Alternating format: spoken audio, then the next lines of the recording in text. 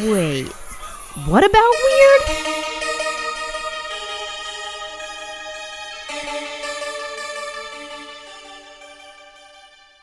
Hi, I'm Echo, And I'm Elena. and this is our podcast, What About Weird? A podcast discussing all things weird from cryptids and aliens to strange science and unhinged history. Unhinged Unhinged. history. I always want to put an Unhinged. H there. I don't know. Strange science and unhinged history. Unhinged. Yeah, it doesn't even lend to an H there, and I always still want to put it in. All right. Well, today I am going to be sharing a creature from Brazilian folklore that is also considered a cryptid. It's called the Mapinguari. If you are Mopping. looking at it, Is he mopping? Does he mop the place? Can I get him to, can I n- hire him to mop my house? I just mopped my house. It wasn't fun. Can I hire him to mop my house? I Or don't is he think he gonna would like mop your drain my house. blood? Is he gonna like drain my blood and leave me for dead on the side of a road? Because if so, I don't want him mopping my house if that's the case. I don't know. There are some things that say that he might eat you, but I don't think that you're Oh, part of his diet, but he does seem pretty fucking scary, so well, you could say that about some people that they might eat you, so, I don't know way you're what fucking cannibal tribe you live next to, but I'm convinced that some of the houses in my neighborhood are fronts for communes, and nobody can change my mind. There's one house that you can kind of see, like, up the driveway. There's like four trailers, all on one address. It's like four trailers, a bunch of sheds, two houses, and like some RVs. I'm pretty sure it's a cult up there, but I don't know. holy shit, that's crazy. Yeah, and they have like a wrought iron gate, and or not a iron, like the like the farm gates.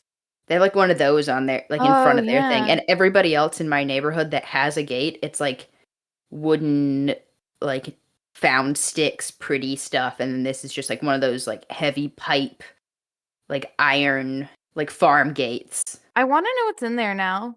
It's just like a secret fucking cult or something. They haven't come recruiting me yet, so I don't care. But my neighbors might also think I'm crazy because I walk my dog at 5 in the morning, and then anytime they wave at me, I just like I'll wave at them. But if there's someone coming my way, I'll just turn around. Not because I don't want to interact with them, but because my dog will just scream if he sees anybody. Oh, for me, it would be because I didn't wanna interact with them. Like, I see my neighbors, and I, like, fucking run into my house so fast because I don't wanna talk to them. Not that they're not nice people, I just never wanna talk to people. Well, Anyway, yeah, I possibly have a cult down the road for me. Anyway, tell me more about this ten dude that be mopping. 10-minute side quest later. 10 minutes into talking about our neighborhood. Tell me about this guy, this cryptid, this possibly human-eating fella. Okay. If you're looking at it from folklore perspective, the Mapinguari is a mythological creature of Brazilian folklore. However, the Mapinguari, also nicknamed the Brazilian Bigfoot, also has its ties to the cryptozoology community, with the Encyclopedia of Cryptozoology describing it as a cryptid of Brazil, Venezuela, the Amazon, and possibly Paraguay. Despite whether it is purely folklore or of a cryptid nature, the story of the Mapinguari has been told for generations for good reason. Parents tell stories of the Mapinguari to their children to keep them from wandering into the forest. The Mapinguari is also said to be a protector of the forest, so if you exploit the resources of the Amazon or disrespect sacred places, the creature will punish you. The telling of tales about the Mapinguari doesn't just seek to protect the environment or warn about the very real dangers in the forest. It is also an oral tradition passed down through generations of indigenous tribes within the Amazon forest area. This just sounds like every other like Bigfoot folklore story, Bigfoot-esque. I've said my So, piece. the largely unexplored rainforest is full of the unknown, strange sightings, weird noises, and fear of the unknown. It only makes sense that something may live out here that science hasn't discovered, or at least legends were created to explain some of the unknown fear that manifested within these communities.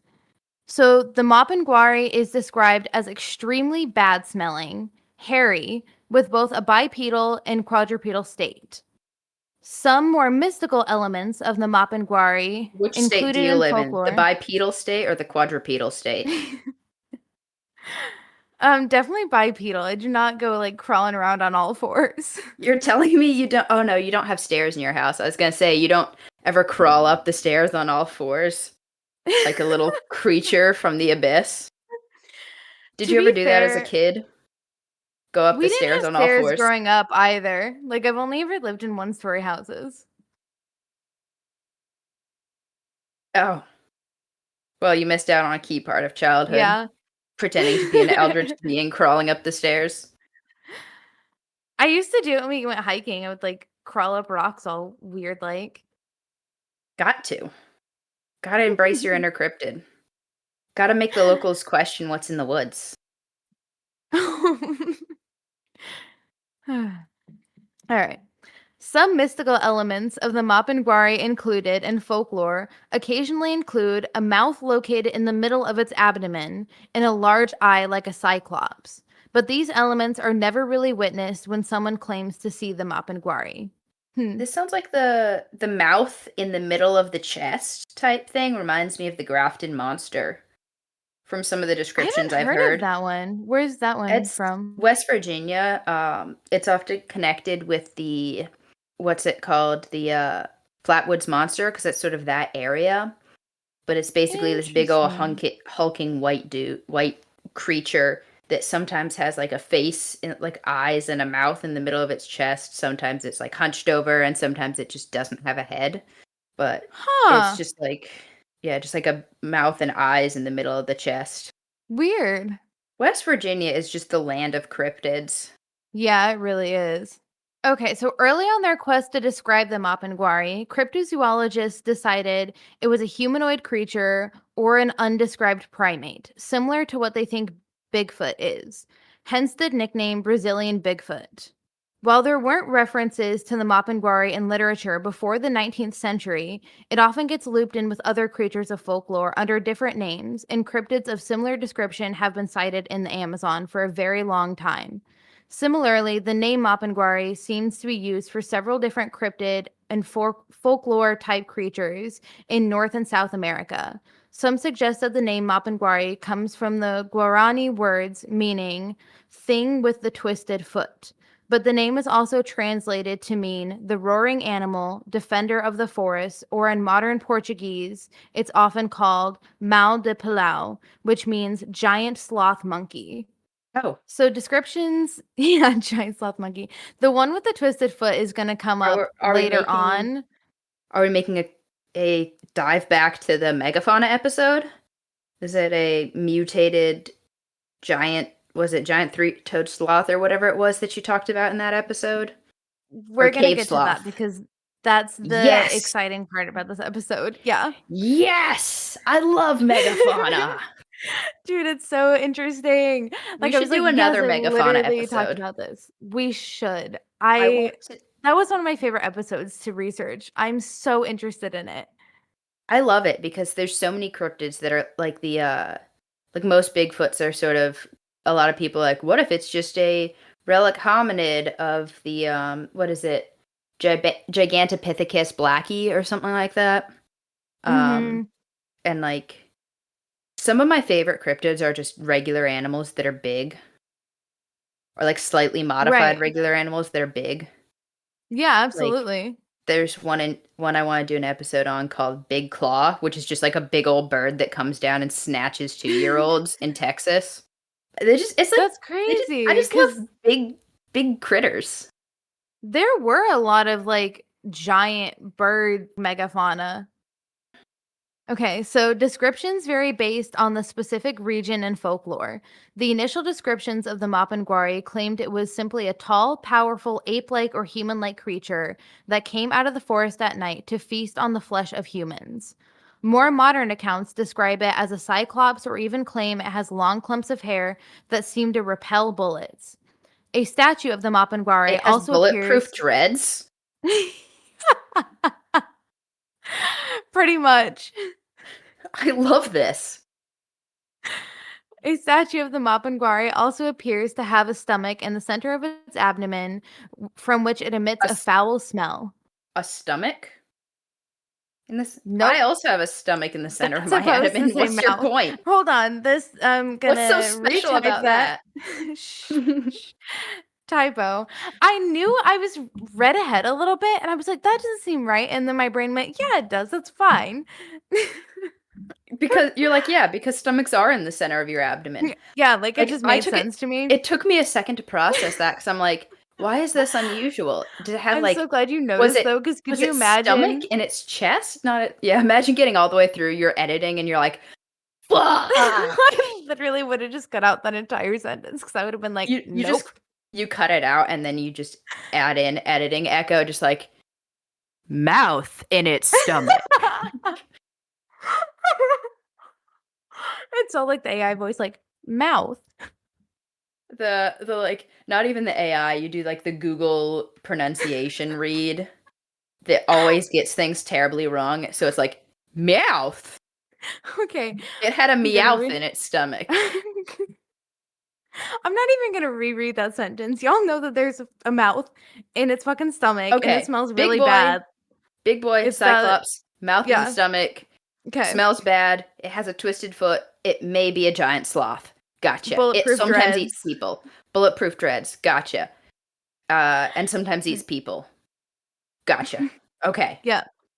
I'm picking up what you're putting down. I'm putting down what you're picking up.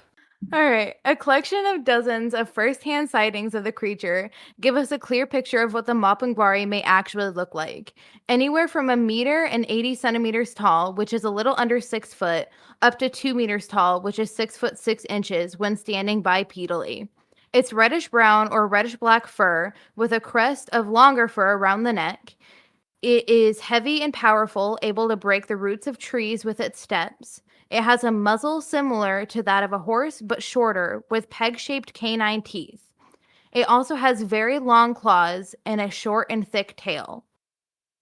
Sightings of the Mapinguari say that it mostly moves around on all fours since its bipedal locomotion is a little awkward, but the creature is still quick and agile moving through the forest.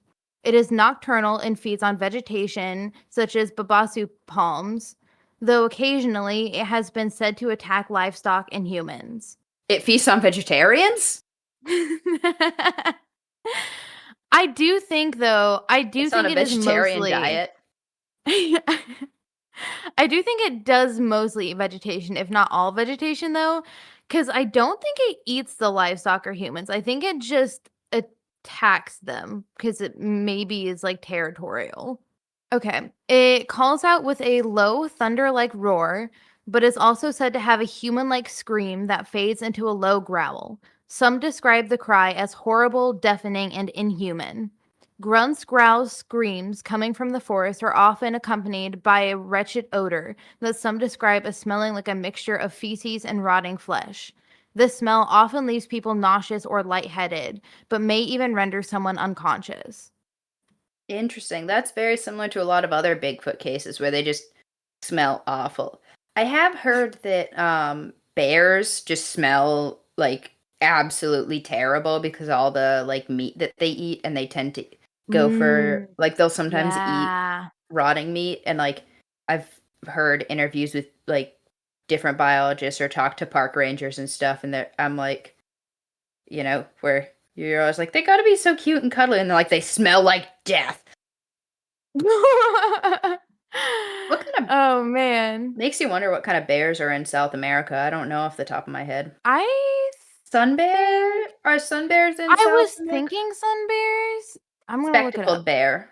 Spectacled Yeah. bears are the ones in South America. Or yeah, other name an Andean bear, which lives in the Andes Mountains. But that's the only bear species. I don't. People love to explain Bigfoot-like sightings, Bigfoot creature-like sightings with bears. Is it our turn? Mm, if it stands up, it does look like it's the exact same size as this Mapinguari. But I don't. I wonder if it makes that sound. I'd have to listen to like a roar from it, but Anyway, we'll get on to like the evidence that people have for it later and maybe see what we think about it. Okay. Although many people who have never heard or seen the Mapinguari are quick to dismiss it as folklore, there are many cultures within the Amazon who are very afraid of this creature. There are accounts of entire villages picking up and moving, leaving nearly everything behind after hearing the call of the Mapinguari nearby. Those who Ring, ring, believe the ring. Mapinguari, Hey, I'm the Mapinguari. Move. Click. they're like, oh shit, call the moving company right now. Moving company picks up. Mapinguari moving. How can we help you? All right. Those who believe the Mapinguari is more of a spiritual entity believe it is a protector of the rainforest who will punish hunters who kill more animals than they need to survive. Now, you may be thinking, okay, another cryptid for which there is minimal evidence. First off, there are supposed Mapinguari tracks that have been seen in the forest, like the foot of a person, but with only 4 toes, and the foot appears to be backwards, which may be why the name in some cultures means the thing with the twisted foot. What if it's There just have an been amputee walking backwards? And also, well, how the do you foot know that it's is walking backwards? What makes you think it's walking backwards and not walking forwards? Or is it like one's forward and one's backwards? Is that it? back 'Cause I could feet, I believe, appear, or maybe it's all the okay, feet because I appear could that cut they off are one of my toes backwards. and then just like walk backwards. Like, oh no, it's a Mapinguari. It's just Yeah, me with one fewer toe walking backwards. Like, from what I understand, the tracks in general look like they're going forward, but it's like the foot of a person, but it only has 4 toes and the foot appears to be backwards. So I don't okay, know. I gotta get an image for this Yeah, because maybe try looking it up. I don't know. I can't find any good images. yeah, it's just like a picture of a foot Yeah, is all which I is see, that's dumb. and It then like drawings of it. supposedly there are like casts of this foot somewhere though. I don't know why there's not Oh, more like images of it. interesting. I look it up and what I see, one of the things that comes up is spectacled bears. It's interesting. Okay, so from what I'm seeing on like pictures and drawings is that it's like it has one foot turned backwards, but also most of the drawings don't have a foot turned backwards. So like what? But it looks like it's like one foot turned backwards or turned to the side. Yeah, or maybe it's just the back feet because I think that makes sense. Like Yeah. either just the back feet or just the front feet is I think what makes the most sense cuz like you still need to be able to tell that it's walking forward. So if all 4 feet were backwards, you wouldn't be able to tell like it would look like someone just walking one direction still. So you wouldn't be able to Yeah. tell that 2 of the feet were backwards. So it makes sense to me that it's either the front 2 feet or the back 2 feet. Yeah, it like I said, from what I'm finding, it looks like it's just from all of the drawings, fan art drawings people have done, it looks like just one foot like twisted that's like been twisted out or back. And like Yeah, that's interesting. it. So that makes more sense than I was picturing just like footprints and they're like, it's going backwards. And you're like, how can you tell? You wouldn't Because we unless it did was only see it like on this half the direction. feet. Like, yeah. Yeah. Or if it was like a pressure thing of like it had more pressure, like if there's a way that tracks lay out with pressure when you walk forward versus backwards, but I don't know. Because otherwise, that's like a weird, random ass made up detail of like, it's walking backwards. All of its feet It are backwards. it'll come up later too. I think I reference it again where it makes a little bit more sense. Or is it described as like, because I know like with dogmen and stuff, they'll be described as having like backwards facing legs, but it's just because of the way that like dogs' legs are, where the heel is what a lot of people assume is the knee. So Yeah, when you it's like see it, that. it It's looks like just that. yeah. I'm And pretty it's not sure like their that's legs aren't kind of what it is. backwards. It's just Yeah, like that's the way that it's laid out. yeah, I'm pretty sure that's exactly what it is. It's not like I gotcha. it's actually a backwards foot. There have been recordings of the call of the Mapinguari, including a recording done by Josh Gates of Destination Truth, which I keep telling you need to watch. I used to love that show when I was younger. I gotta But watch it. I'm still working my way through I Expedition s- Bigfoot because I keep we're watching it and then gonna I just don't watch TV is the problem. I just don't watch shit. I had to We're like gonna watch the actively Mapinguari make time. episode now because I want to Okay. hear this recording that he apparently has. At least I hope it's in one of his episodes of Destination Truth. He might do other like cryptozoology stuff, but hopefully A it's lot in of an those people episode. do. Yeah. So it was done by Josh Gates of Destination Truth, which upon presentation of the recording to a zoologist could not be identified. So Josh Gates on Destination Truth will like bring his evidence in to like actual like biologists and zoologists and get expert opinions on it. And I love shows that do that. I yeah. absolutely like that's one thing that I like about Expedition Bigfoot is that they have a primatologist working with them and they'll like send their stuff to different people who are like legit experts in scientific fields outside of cryptozoology. So I love when a show does that. I respect it because Mhm. you have to rule out everything, every like mundane thing. Yeah, absolutely. So I guess this recording, like whatever zoologist he sent it to, was like, I don't know what the fuck this is. Like they couldn't identify it. I don't know if they consulted other people, but that is like one thing that is out there. There are also photos of claw marks on trees, 8 of them about a foot long and an inch deep. Several tufts of hair in the area were collected for testing, but results came back inconclusive. An inch deep is like really far in for like a tree. Cause like Yeah. I don't know if you've ever tried to like cut down a tree with like a hatchet or a machete, but that takes a lot of work. Like you can get an inch, but you have to like use a lot of strength depending on Yeah, what and type you of have to tree it is. have really It like, if really this is sharp. claw marks, they have to be really long, like, they have to be at least, like, an inch Yeah. long claws, if not more, and very fucking strong. Yeah, because half the time what happens is like you go to swing your axe or machete or whatever you're using and it gets stuck, you know? Or like if it's not Mhm. deep enough, if you do it wrong. So like that's pretty crazy unless it's some super strong guy with a machete out there just like I'm going to hoax this. You would think they'd be able to tell claw marks versus, like, a machete, though, like a Yeah, slice. cuz they're probably evenly spaced out and that's really hard to like fake. Alright, so from 1994 to 2001, an American-born Brazilian ornithologist, which is someone who is an expert on birds, David Oren, looked into what he originally thought was the myth of the Mapinguari.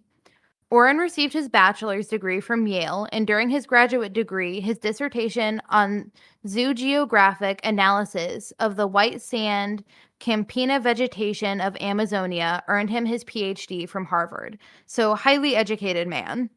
Most of his research took place in Brazil, which is when he started hearing stories of the Mapinguari. He began collecting stories of the Mapinguari, and by 2002, he had collected over 100 accounts of the creature and interviewed 7 hunters who believed that they had shot a Mapinguari.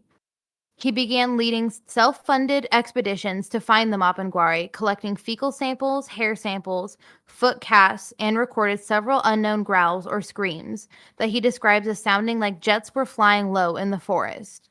Although there still isn't concrete evidence from the Mapinguari yet, this didn't stop Oren from making a striking hypothesis and writing scientific papers about his expeditions.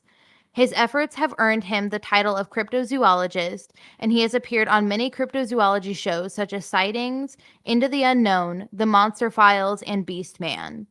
Oren has come to believe that the Mapinguari is actually an ancient megafauna species that has lived on in the Amazon today, the giant ground sloth. Both giant ground sloths and the Mapinguari are mostly active at night, if not nocturnal, according to research. If you go back and listen to our Ancient Megafaunas episode, we talk a fair amount about the giant ground sloth, and several of the key features we describe for the creature are very similar to that of the Mapinguari. Both the ground sloth and the Mapinguari are described as large, bipedal, and hairy with brown or red fur. Eyewitnesses of the Mapinguari mentioned the backwards looking feet, which are consistent with ground sloth anatomy and movement. The hyoid bone, which is a bone in the neck under the jawbone of the giant ground sloth, may be a structure that would allow for some of the deep growls and vocalizations emitted by the Mapinguari. The diet of the Mapinguari is also said to align with what a ground sloth would have eaten. The claws of the Mapinguari and that of a ground sloth are also said to be very similar, if not the same. The scientific research papers that David Oren wrote concerning the Mapinguari include: Did ground sloths survive to recent time in the Amazon region? In August of 1993. And then, does the endangered Xenarthan fauna of Amazonia include remnant ground sloths, which is from June of 2001. So that's just a little over 20 years ago. He published that second paper, still looking for the ground sloth. In the conclusion of his first research paper, he states, "There is little doubt in my mind that the Mapinguari legend is based on human contact with forest-dwelling mylodontid ground sloths in Amazonia. Has the creature already gone extinct? Do these first-hand stories represent the last sad chapter of our own species' encounter with the ground sloths? Or is there still a small, highly endangered population of these fabulous creatures left to be studied and protected?" So could the legend of the Mapinguari simply be a myth? Could it be that the ground sloth is extinct, but it happened much later than we thought, and humans interacted with it enough before its extinction that the legend lives on? Could there still be a few giant ground sloths living out there in the Amazon, evading researchers who try to gather evidence? What do you think? Well, I wouldn't be surprised if there is, because there's a lot of the Amazon that's unexplored and like shit we don't know and like uncontacted tribes and stuff. So like it wouldn't be out of the realm of possibilities. And we have discovered stuff that we thought was extinct. I think we talked about this in the megafaunas and the cryptids episode of like there are creatures that we thought went extinct that aren't. So I think that's a decent possibility. It makes you wonder how long these things live, because if there was like a few and they petered out and like by the time we really started exploring and like sort of destroying the Amazon, that's when they started dying out and the legend lived on. Because that would have been pretty recent, all things considered, if there were still ground sloths, which, given some of the descriptions, I'm not surprised about. But I would say I always think it's kind of funny when people describe Bigfoot like creatures as like, oh, you just saw a bear. But I will say that if you look up pictures of spectacled bears, some of them have markings on like their stomachs and stuff that could kind of look like a mouth. And the way their Yeah. like nose fur is from a probably in the dark from a distance, like under a tree canopy, it could look like one giant eye since it's really light in the center. Well, they also have, And like, the same bears smell fur terrible. pattern. Yeah, and they have, like, Yeah. relatively the same colors, they're relatively the same size, like, there's definitely a lot of sightings of the Mapinguari that could be this bear, but do I think that they could all be that? I'm also not sure because, like, Yeah, that's kind of where I am. depending It's like yeah, depending on, like, the tracks, because you would think you would know what a bear track looked like. And also, how mhm, many bear tracks have 5 toes or 4? bear. I'm not totally sure off the top of my head, but because I have seen They bear have tracks. They have 5? Okay. I was gonna say I feel yeah, it like they're looks like like they dogs where they have do. 4 and then a dew claw. But Okay, um but they said but they did say yeah. the Mapinguari tracks were, like, a little bit more elongated, like a Okay, so that's human's, and then definitely with not a 4 bear. toes. Um But there is, like, maybe one toe didn't get, like, an impression on each foot or whatever, like, depending on, like, where they're placing their weight. So, like, I don't know, there's always things that, like, don't quite line up with one species or Yeah, and you'd another. think if there was enough sightings of this, people would be like, "Okay, we're putting this together and that together," and it like, "Okay, this does seem to look a lot like a spectacled bear." You'd But think if there was enough consistencies there, and given that there seems to be enough differences, and this has been a running thing for so long, it does make me wonder if, like, maybe it started out as sightings of ground sloths and stuff, and then if there were any left over, as they died off, people saw a bear in the dark and were like, "This is this is the Mapinguare," or just how sometimes your brain can play tricks on you. But I do think I don't know, I think there's something to this. it is The really interesting that Mhm. it does seem like there's at least maybe enough evidence to say that it could be something out there or it used to be a ground sloth. I would be surprised if, like, I don't know, some man who did zoology like for his career and like had a PhD, he would totally not No, it was a be bear. interested. Like, yeah. I don't know, but Yeah, birds, given I mean, berries weren't really his thing because he was like into birds and stuff until he got into Mapinguari. So maybe. yeah. I don't know. I think there's I think there's some good meat to this, and I do think it's interesting how many consistencies other than like the look, how it looks and stuff with is like with Mm-hmm. other Bigfoot like creatures of like the it smells bad, it does this, it does that, it calls out in the night. It's terrorized people to the point where they've had to move, this, that, and the other. But it's also what makes me believe it a bit more is the fact that it's just some of like the little weird things of the backwards feet or whatever, or like it's just whenever there's odd little things that slightly stand out that isn't like every other story, I'm like, okay, why are you adding this? Like this thing in Right. particular. Like if it was just like, and it was golden colored, it's like, okay, that's different. But if you're like, it has backwards feet, you're like, why are you adding that weird specific detail? You know what I mean? Right, and that's, like, Like while of it all the may things. not yeah, like, when in actual sightings, people don't usually see the mouth and the abdomen or the one eye, but they do usually always report on it having some sort of backwards feet or foot, Also, I which will they did say, say is consistent with ground sloth anatomy.